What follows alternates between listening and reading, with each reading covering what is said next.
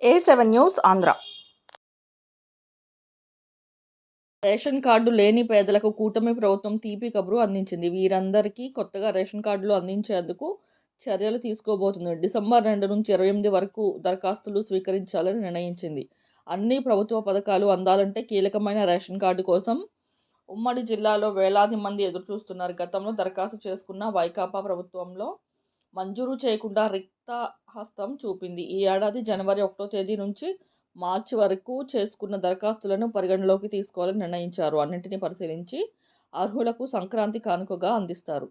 మారనున్న డిజైన్లు. ప్రస్తుతం ఉన్న రేషన్ కార్డు స్థానంలో కొత్తవి పంపిణీ చేసేందుకు ప్రభుత్వం చర్యలు తీసుకుంది. ఈ మేరకు డిజైన్ ఎంపిక చేసే కసరత్తు చేపడుతుంది. ఇది పూర్తయ్యాక కార్డులన్నీ ముద్రించి పంపిణీ చేయనున్నారు.